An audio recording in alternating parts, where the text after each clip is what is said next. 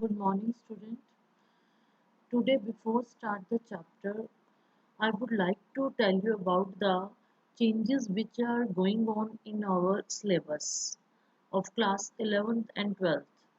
But I am telling you about the class 12th. Here you see uh, the changes in class 12th. First, the theme 5, Through the Eyes of Traveler. As you know that we already, I'm sending two videos about this chapter, but this chapter is fully, completely deleted for this in this year. Then next chapter, theme 8 of part 2, means second book, from the second book, Peasant, Jamidar and State. Now this chapter is also completely deleted from our syllabus. Now the chapter number 10, theme 10 of this one is from our third book, Colonialism and the Countryside. These topic here you see a revolt in the countryside, the Bombay Dakkan Unit 3 and Dakkan Riots Commission Unit 4, from page number 275 to 285. All these pages are deleted from this chapter. Now the theme 12 of part third, or our third book, Colonial Cities, uh, complete chapter deleted from our syllabus. And then theme 14, again the last book, third book, Understanding Partition. Again this chapter has also fully complete deleted from our syllabus. So these four chapter, theme 5, theme 8, theme 12 or 14, fully complete deleted from our syllabus, but from theme 10 only these two topics are deleted from our syllabus.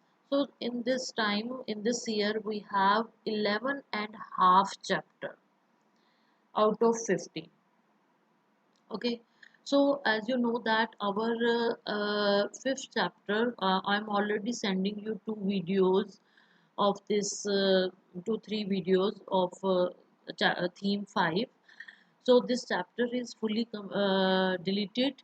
So I'm not sending you, or now we start our next chapter, chapter number 6, Bhakti Sufi tradition. Today we start this the topic, religious beliefs and practices. This is part 1. In this chapter we will discuss about the Bhakti Sufi tradition,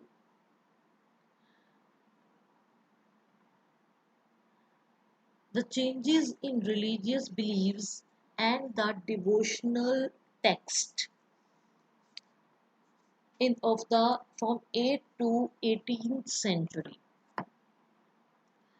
In this chapter we will discuss the Bhakti movement and the Sufi traditions, the changes in the religious beliefs and devotional text. In this chapter, we will discuss how the textual tradition have been used by historians to understand the Bhakti Sufi traditions. Means our historians on that time, they were used the textbooks. They were used the Vedas, the Puranas, or the others, our religious textbooks, to understand this Bhakti Sufi traditions or these religions. Now, our first topic, a Mosaic religious beliefs and practices. Now, first of all, what do you mean by a mosaic? Mosaic, diversified with different colors. That one is a mosaic. So mosaic religious beliefs and practices. So different type of religion or beliefs or faith or the practices we also seen in between 8th to 18th centuries. Perhaps the most striking feature of this phase is the increasing visibility of the wide range of god and goddesses in sculptures as well as in the text. So in this time, different type of the god and the goddesses were visible, and that one in the form of the sculptures or the idols, or in the text, that one also described the text, also give us the knowledge about the different god and goddesses. At one level, this indicates the continued and even extended worship of the major deities Vishnu, Shiva, and the goddesses, each of whom was visualized in a variety of forms. The main goddesses were on that time were Vishnu and the Shivas. Now, one of the most striking example of this process is evident at the Puri, Orissa, where the principal deity was identified by the 12th century as Jagannath. In this time also, the as you know that Jagannath Rath Yatra, that one we also seen in mostly many cities, and but this was held in a with pomp and joy only in the Odisha in Puri. Literally, the word of Lord of the World, for a form of Vishnu. Here you see the three images: Jagannath, Jagannath at the extreme right side, with his sister Subhadra in the center, and his brother Balram in the left. So on that time, the people they worship the Vishnu in this form. This uh, this was the on that time the local deity whose image was and continues to made of wood. These images they were made of wood by the local tribal specialist people and who recognize in the form of Vishnu. Now the integration of cults. Such instances of integration are evident among us goddess cults as well. Worship of the goddess was often simply in the form of stones smeared with ore, a pale yellow clay, or we also saying the sindoor. On that time, the people in this time even also they covered the whole stone with the ore or sindoor was evidently spread up, widely spread.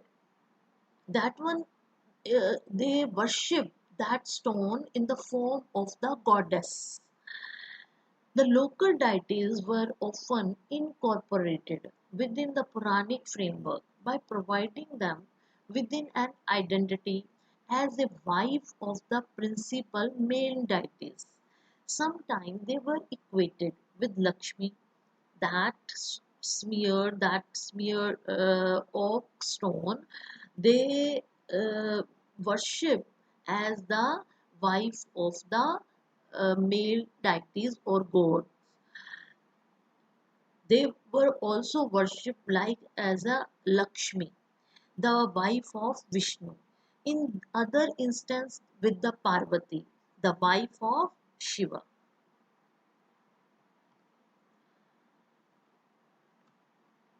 Now the tantric the tantric worship, the form of worship often associated with the goddess, were classified as the tantric. Tantric worship was widespread in the subcontinent. It was open to women and men. It means both men and women participated in the tantric worship. Those who followed the tantric rejected the caste and class within the ritual context. They were not the people, those who were followed this tantric vidya or tantric worship, they were neglected the caste system or class system. They believed that all the people, maybe the man, woman, or from any caste or class, or we all are equal. Many of these ideas influence Shaivism and the Buddhism. It means that the ideas of these tantric, they were fully influenced from the Shaivism or the Buddhist religion. Now, the conflict that arose during the Bhakti movement.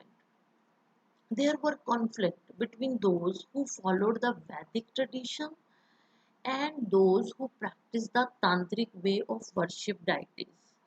Both worship their deities, but the conflict were going on that time in between the Vedic tradition people or the Tantric tradition people.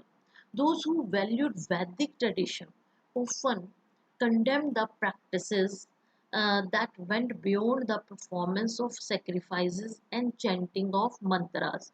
It means that people, those who valued the or those valued this Vedic tradition, they were against the practices of this sacrifices. Sacrifices means bali dena, or the and then chanting the mantras after that. On other hand, those who engaged in this tantric practice ignored the authority of Vedas. They were now the people, those who believed on these tantric practices, they were not like the Vedas. No, they were against the Vedic traditions. Now, the differences and the conflicts. The tradition of devotion of bhakti or bhakti need to be located within this context. Devotional worship had a long history of almost 1,000 years before the period we are considering. During this time, expression of devotion ranged from the routine worship of deities within the temples of the ascetic or the great delight adoration, where devotees attain a trance-like state or komaram. Uh, the singing and chanting of devotional composition was often a part of such modes of worship. The people, they singing or chanting on that time, that one is a different mode of their worship. This was particularly true of the Vaishnava or the Shiva sect. The people on that time, those who believed on the Vishnus or the Shivas, they were singing their hymns or bhajans like in this way. They worship their god, goddesses or deities. Now, student, you have one activity. Uh, find out about the gods and goddesses worshipped in your town or village, noting their names and the ways in which they are depicted. Describe the ritual that are performed. After 1 week, I will ask this one that you did this, you will completed this activity or not. Okay, student, thank you.